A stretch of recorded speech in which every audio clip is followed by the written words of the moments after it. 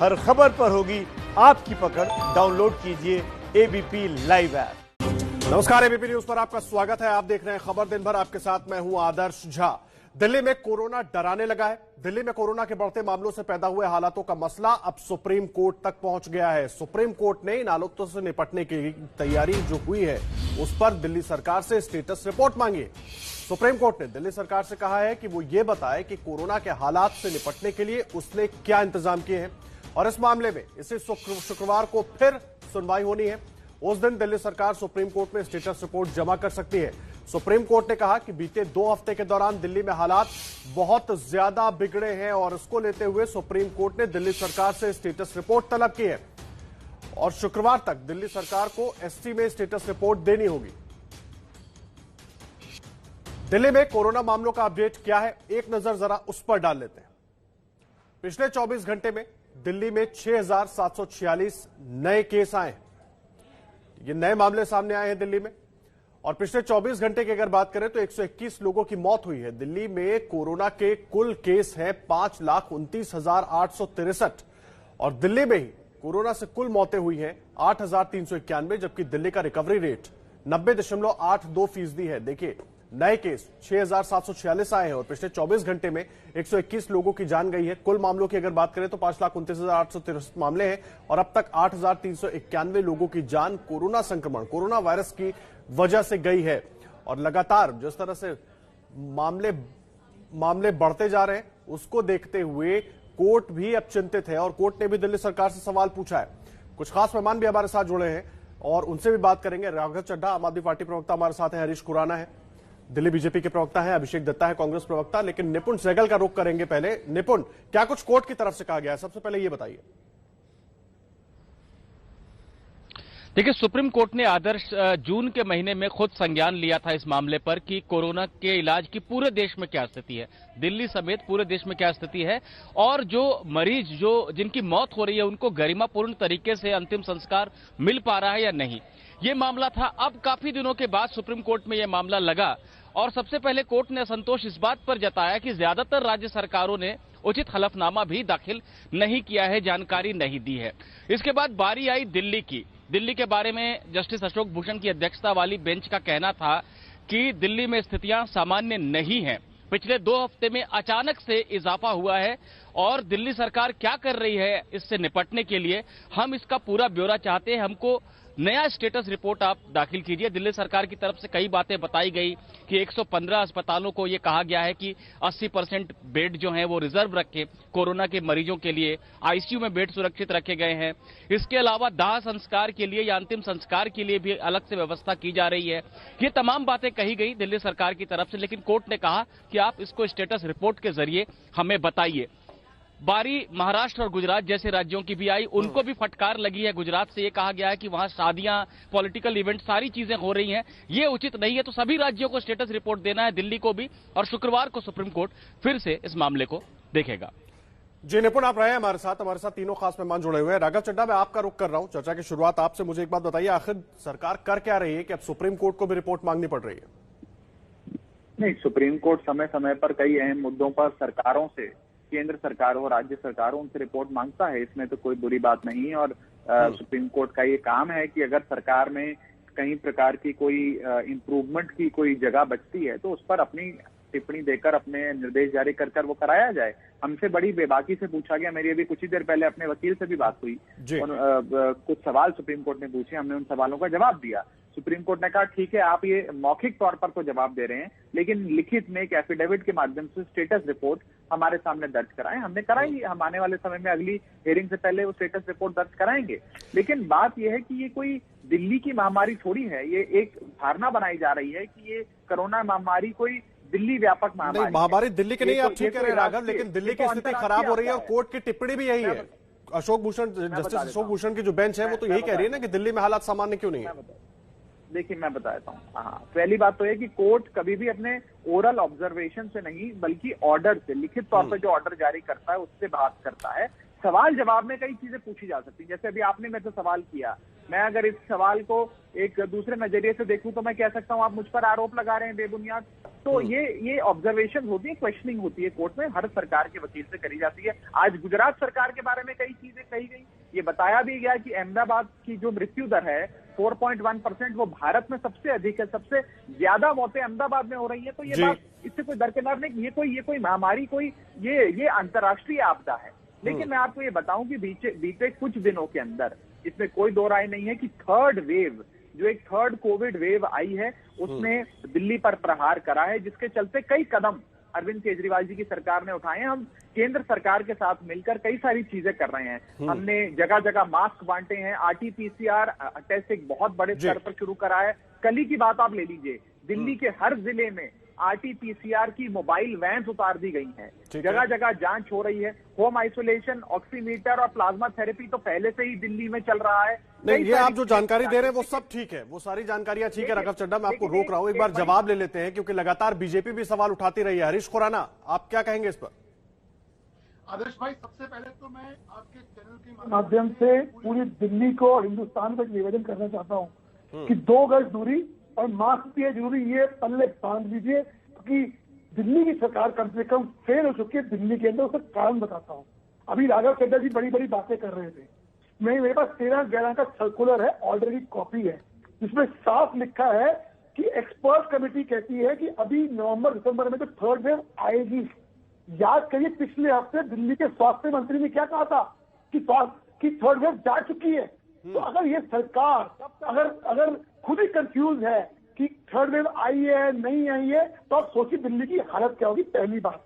दूसरी बात, 108 करोड़ रुपए आप खर्च कर सकते हैं विज्ञापन के ऊपर, लेकिन आज दिल्ली की हालत ये है कि 578 वेंटिलेटर है पूरी दिल्ली के अंदर, 578, और ये मेरा रिकॉर्ड नहीं है। मैं जवाब लूंगा इसका, मैं हरीश खुराना जी इसका जवाब लूंगा। एक बार मैं अभिषेक दत्ता के पास भी जाना चाहता हूं, उसके बाद राघव चड्ढा से जवाब भी लेंगे। अभिषेक, जो बातें राघव चड्ढा ने कही, आप उसको कैसे देख रहे हैं?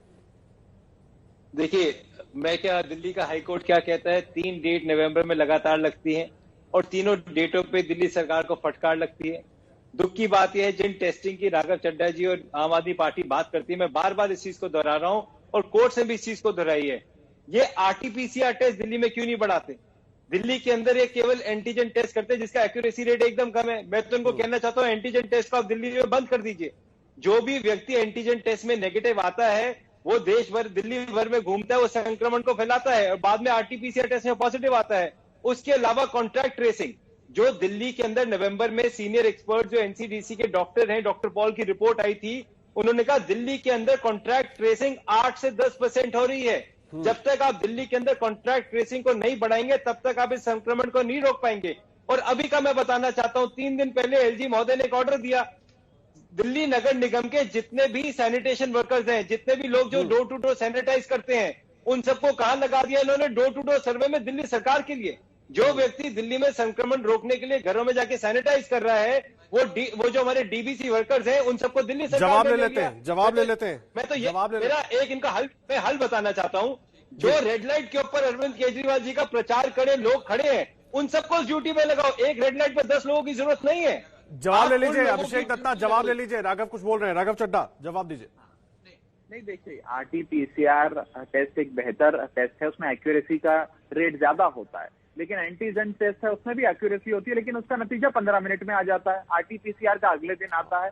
तो इन दोनों के अपने प्रोज एंड कॉन्स है। अगर ये सुझाव है कि आरटीपीसीआर बढ़ाना चाहिए, तो मैं आपको बताना चाहूंगा कि mobile testing van Arvind Kejriwal ji की सरकार ने दिल्ली भर में उतार दी है, जो सिर्फ आरटीपीसीआर टेस्ट करेंगी। कल मैंने भी अपनी विधानसभा क्षेत्र राजेंद्र नगर विधानसभा में उस वैन की शुरुआत करी और मैंने अपना खुद का भी आरटीपीसीआर टेस्ट कराया है। अब मैं आपको 2-3 चीजें कह देता हूं। देखिए, भारतीय जनता पार्टी के प्रवक्ता राजनीतिक बयान दे रहे थे। मैं भी ये कह सकता हूं कि माननीय प्रधानमंत्री जी ने कहा था कि 18 दिन में महाभारत समाप्त हुई थी, 21 दिन में कोरोना महामारी चली जाएगी।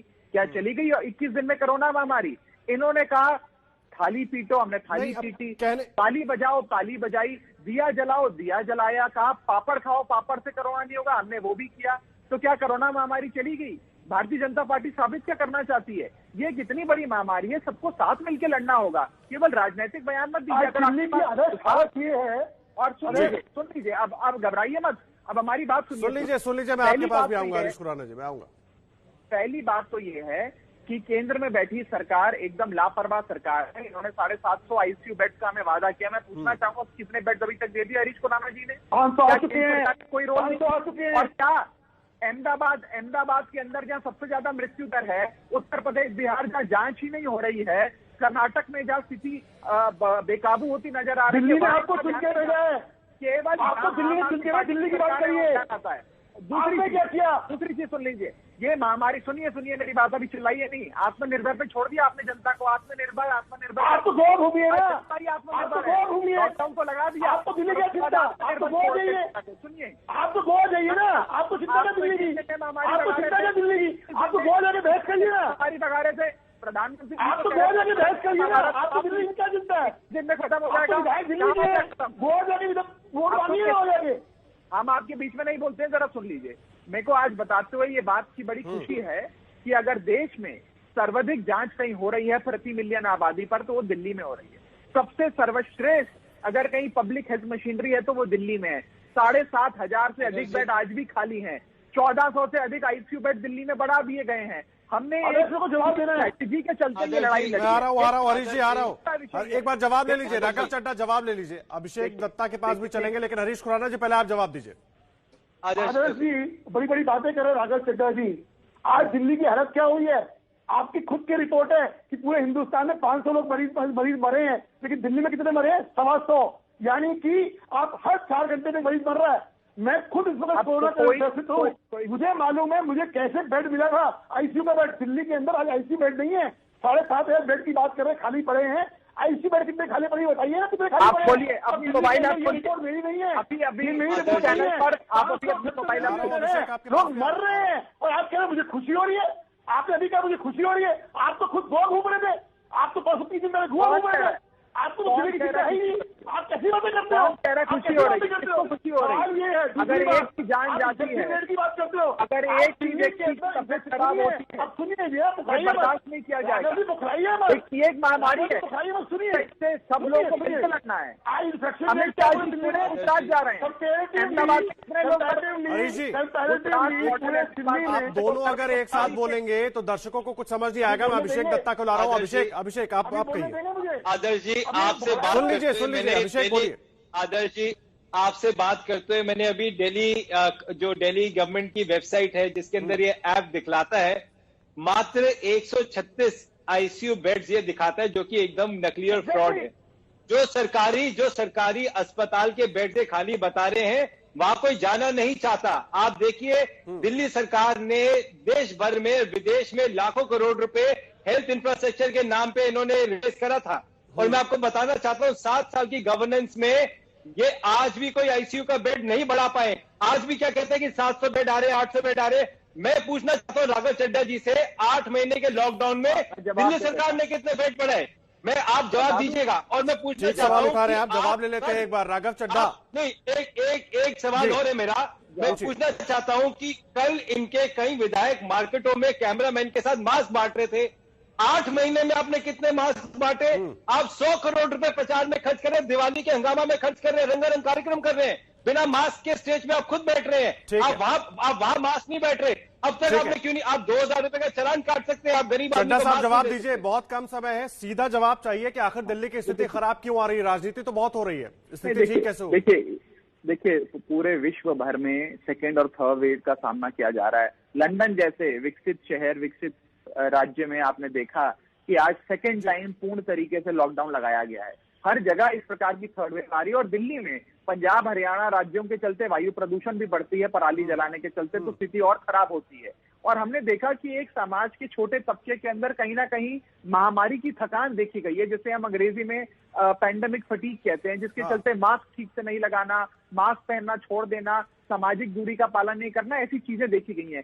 इन्हीं चीजों को दुरुस्त करने के लिए आपने देखा कि दिल्ली सरकार ने कई कदम उठाए हैं। ये आईसीयू बेड की विज्ञापन की बात करते हैं। आज हमें उम्मीद करते हैं कि स्थिति सुधरेगी। जो कदम उठाए जा रहे हैं राघव चड्ढा, उम्मीद करते हैं और इनमें और गंभीरता आनी चाहिए, बजाय केवल राजनीति के। माफी के साथ समय अब नहीं है मेरे पास। आप सबका बहुत शुक्रिया इस चर्चा में जुड़ने के लिए। राघव चड्ढा, हरीश खुराना, अभिषेक दत्ता, आप सबका बहुत धन्यवाद। उम्मीद करते हैं कि जो दावे हो रहे हैं वो जमीन पर उतरेंगे और स्थिति जो है वो सुधरेगी। एक छोटे से ब्रेक के लिए रुक रहे हैं, तुरंत लौट कर आते हैं। आप बने रहिए।